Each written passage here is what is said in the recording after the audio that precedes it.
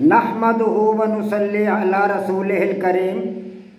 عزیزان محترم، میں Muhammad Aslam Dodi, chairman liberal party Pakistan, آپ سے مخاطب ہوں اور آپ دیکھ رہے ہیں liberal party Pakistan YouTube channel. پیش خدمت ہے پروگرام فہم قرآن۔ عزیزان محترم، ہمارا آج کا موضوع ہے اعوذ باللہ کی تفسیر، اور عنوان ہے شیطان کن لوگوں کو اپنے جال میں پھنساتا ہے۔ عزیزان محترم، آپ کو پتہ ہے کہ میں کچھ عرصہ سے آپ حضرات کے سامنے اعوذ باللہ من الشیطان الرجیم کی تفسیر بیان کر رہا ہوں، اور اسی حوالے سے میں نے آپ حضرات کے سامنے اللہ عز و جل کے 150 ناموں کا مطلب اور مفہوم آپ حضرات کے سامنے رکھا ہے، اور اب میں آپ حضرات کے سامنے شیطان کے حوالے سے کوئی چند ایپیسوڈ رکھ رہا ہوں تاکہ آپ کو شیطان کی حقیقت کا ادراک ہو سکے۔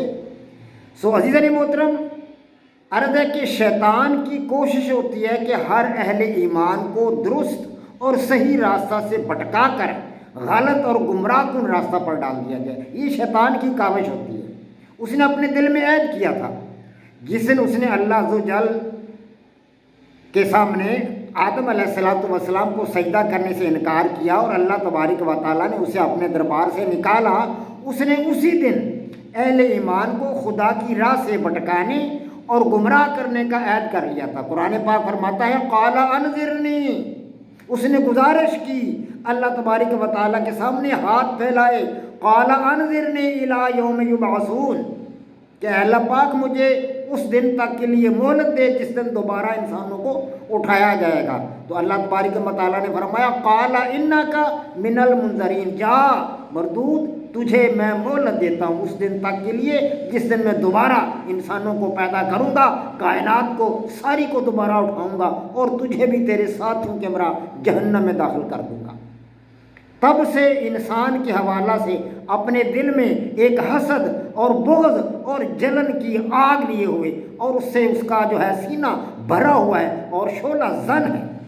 اور شیطان اسی لیے اس نے کہا قال فبما اغویتنی، قال فبما اغویتنی لاقعدن لهم صراط المستقیم، کہ اے بار الہ، مجھے تو نے ملعون کیا ہی ہے، میں بھی تیرے سیدھے راستے سے ان کو گمراہ کرنے کے لیے بیٹھوں گا۔ ثم لآتیناکم من بین ایدیہم ومن خلفہم وعن ایمانہم وعن شمائلہم ولا تجد اکثرہم شاکرین، اور پھر ان لوگوں کے آگے سے، اے بار خدا، ان لوگوں کے آگے سے، تیرے بندوں کے آگے سے آؤں گا، پیچھے سے آؤں گا، اور ان کے دائیں سے اور ان کے بائیں سے، غرضے کے ہر طرف سے آؤں گا اور ان کی راہ ماروں گا، اور تو ان میں سے اکثر کو اپنا شکر گزار نہیں پائے گا۔ تو خدا نے فرمایا قال فخرج، قال اخرج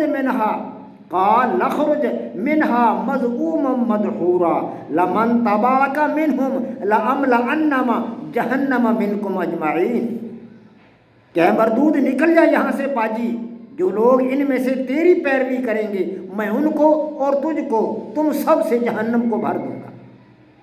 پس اپنے عہد و پیمان کے مطابق اور اپنے دلی ارادہ کے مطابق شیطان انسانوں کی راہ مارتا ہے اور انہیں ان کے پروردگار کے راستہ سے بھٹکانے میں ہمہ وقت لگا رہتا ہے۔ اس کی زندگی کا مقصد ہی ہے، اس کی چال میں اور اس کے جال میں وہی لوگ آتے ہیں جو صراط مستقیم سے ہٹ کر غلط راہوں کی طرف نکل جاتے ہیں۔ یاد رکھیں، اللہ تبارک و تعالیٰ نے ہمیں مجبور پیدا نہیں کیا، فَأَلْهَمَهَا فُجُورَهَا وَتَقْوَاهَا، قرآن پاک خود اس پر گواہ ہے، فَأَلْهَمَهَا، ہم نے الہام کر دیا ہے، فَأَلْهَمَهَا فُجُورَهَا، انسان کے دل کے اندر یہ القاء کر دیا، الہام کر دیا کہ فَأَلْهَمَهَا فُجُورَهَا وَتَقْوَاهَا، کہ یہ گناہ ہے اور یہ نیکی ہے۔ قد افلح من زکاہا، پس جو اپنے باطن کو صاف رکھے گا، نیکی کی طرف مائل ہوئے گا، وہی ہمارا بندہ کہلائے گا، اور جو ہمارے بندے ہوں گے وہ شیطان کے کہنے پر نہیں چلیں گے، شیطان کے جال میں نہیں پھنسیں گے۔ ظاہر ہے جو شخص بھی راستہ بھول جاتا ہے، شیطان تو بھولے کو راستے سے بھٹکاتا ہے نا، جو لوگ راستہ بھول جاتے ہیں ان کو غلط منزل کی طرف لے کے جاتا ہے، غلط راہ کی طرف لے جاتا ہے۔ ظاہر ہے جو شخص راستہ بھول جائے اسے کوئی بھی شخص گمراہ کر سکتا ہے، اسے کوئی بھی کہہ سکتا ہے بھائی تم نے ادھر جانا ہے تو ادھر جاؤ، یہ راستہ آپ جس گاؤں میں آپ نے جانا ہے وہ ادھر کو جاتا ہے راستہ، تو کوئی بھی شخص اس کو بھٹکا سکتا ہے۔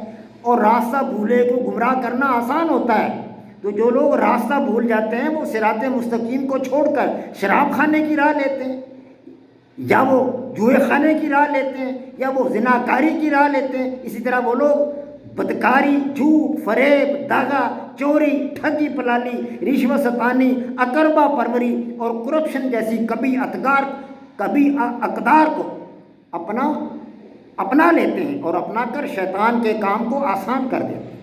حالانکہ اللہ تبارک و تعالیٰ نے ہمیں مجبور پیدا نہیں کیا، اللہ تبارک و تعالیٰ نے ہمیں آزادی ہے، ہمیں شعور دیا ہے، ہمیں سمجھ دی ہے۔ وَأَلْهَمَهَا فُجُورَهَا وَتَقْوَاهَا قَدْ أَفْلَحَ مَنْ زَكَّاهَا۔ ہمیں یہ شعور ہونا چاہیے کہ یہ سیدھی راہ ہے اور یہ غلط راہ ہے، یہ شیطان کی راہ ہے اور یہ رحمان کی راہ ہے۔ ہمیں رحمان کی راہ اپنانی چاہیے، نہ کہ شیطان کی راہ۔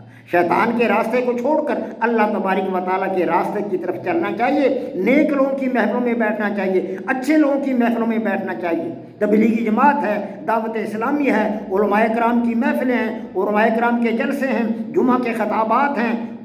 علماء کرام بہت کچھ ہمیں دے سکتے ہیں، بہت کچھ ہمیں دے سکتے ہیں، تو ان کی محفلوں میں بیٹھنے والے شیطان کی راہ پر چلنے سے بچ جاتے ہیں، وہ رحمان کی راہ پر چلنے والے بن جاتے ہیں۔ تو عزیزان محترم، خدا کے نیک بندے صالح صراط مستقیم پر چلنے والوں پر اس کا بس نہیں چلتا۔ اللہ تبارک و تعالیٰ کا فرمان ہے کہ جو میرے نیک بندے ہوں گے وہی صراط مستقیم پر چلنے والے ہوں گے، تم ان پر تیری بالکل کسی قسم کی طاقت ان پر جو ہے وہ کارگر نہیں ہوگی۔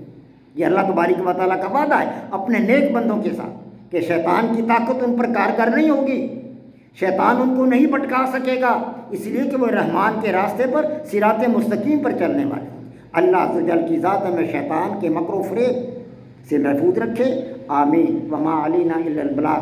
پاک فوج زندہ باد، پاکستان پائندہ باد۔